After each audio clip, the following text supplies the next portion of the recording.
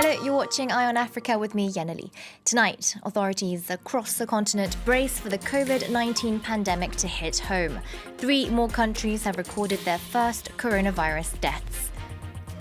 And we take a closer look at what's happening in South Africa, the country with the most recorded cases so far. President Cyril Ramaphosa has announced a 3-week lockdown. Across Africa, authorities are preparing for the COVID-19 pandemic. Some are turning to curfews, several have closed their borders, and others have banned large gatherings. Though the continent has been less affected by COVID-19 compared to Asia or Europe, the number of cases is on the rise. More than 1,600 people have been tested positive now. South of the Sahara, 7 countries have recorded fatalities. The latest, Nigeria, the Gambia, and Zimbabwe. A 3-week lockdown has been announced in South Africa. President Cyril Ramaphosa says the measures will start on midnight Thursday, requiring people to stay at home except for essential purposes. This comes as the number of infected people in the country has exploded to more than 400. South Africa has the most recorded cases on the continent. For more on this, we can cross now to Jane Flanagan standing by for us in Cape Town. Jane, hello. Give us some more details about the latest measures where you are. Well, Cyril Ramaphosa announced the most stringent measures, as you say, on the continent, acting very quickly, saying that this lockdown will begin on Thursday night and only the most essential travel for key workers will be allowed. And he is deploying the army to make sure that people abide by the rules. He said also announced some measures for small businesses who are going to be terribly affected by shutdown. Banks, apart from food shops and pharmacists. So a fund has been started which will bring a buffer to small businesses affected. He also said that travellers from hard-hit countries in Europe and America will be turned back at South Africa's borders, and as any residents coming from those countries will be enforced into quarantine for 2 weeks. So really, people, I think over the next couple of days, we will see people scrambling to get themselves ready for this lockdown, buying in foodstuffs, perhaps, and people getting on the roads and moving back to be with families for the next 3 weeks. But certainly very decisive announcement tonight by President Ramaphosa. Some major changes there indeed. What are the reactions like from South Africans to these stricter rules?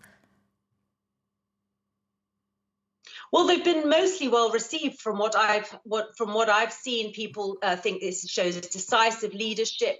The jump in numbers of people affected over the last week has really rattled people, and the president said now is the time to act. The health system in South Africa is very fragile, and he's worried about it being overwhelmed. And South Africans, unlike those people in Europe and America, also like to be more gravely affected if they can contract the virus. We've got high incidence of HIV, high incidence of TB, issues around poverty. People really are going to suffer the effects of COVID-19 perhaps much more seriously than in Europe, and he wants to make sure that the fragile health system can cope with helping people. Thank you so much for that update. Jane Flanagan reporting for us there from Cape Town. Now, Monday was the first day of quarantine in Madagascar. Public places, churches, schools have shut their doors for the next 2 weeks. But in a country where 90% of the population lives on less than $1 a day, it's not easy for many to stay off the streets and stop working. For more, here's France 24 correspondent Gaël Borgia.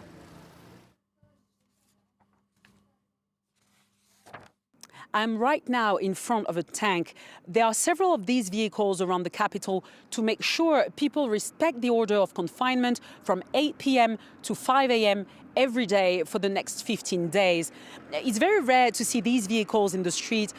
It looks like we're in a state of war. These measures follow the strong declaration of Madagascar's president on Sunday, who called on the population to respect the restrictions in order to avoid a catastrophe and a lot of deaths. The first difficulty of the authorities is to track 18 suspected people coming from France who are supposed to be placed in quarantine and who are now missing.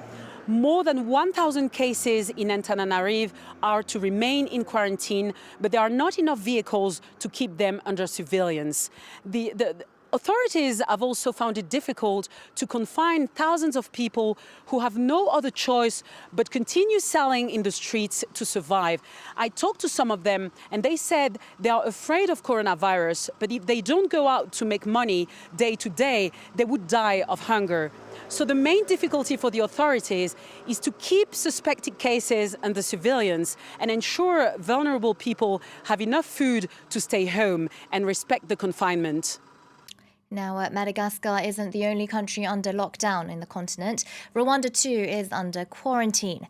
The Central African nation has banned all, quote, unnecessary movement. Only cargo and returning citizens can enter the country.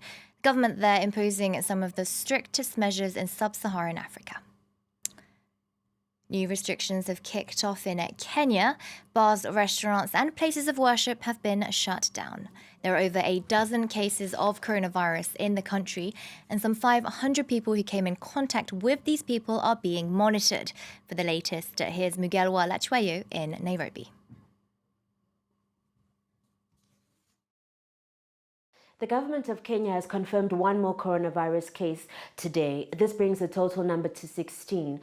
The country saw a significant jump in the number of cases over the weekend of about 8 people. 15 of the 16 patients are said to be in stable condition. The government is also monitoring over 500 people that are said to have come into contact with these patients. Various other measures are being taken by the government to contain the spread of the virus. This includes postponing court cases until further notice, while other courts have been using online tools to continue to hear their cases. The government has also halted all international passenger air travel as of Wednesday, the 25th of March, midnight. Commuters in the city of Nairobi, the capital, are also feeling the pinch, with public transport fares having doubled.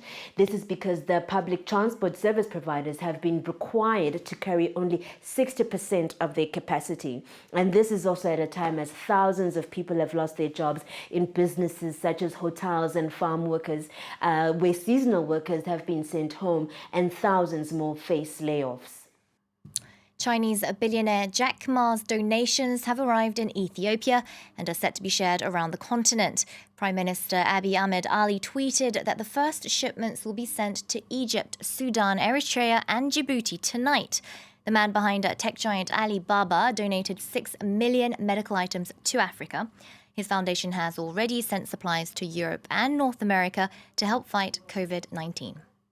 So this is going to really impact the capacity of mitigating the outbreak and containing the outbreak in terms of especially testing capacity is one of the key strategies in curbing this epidemic. So it will really increase that capacity for Ethiopia and all African countries.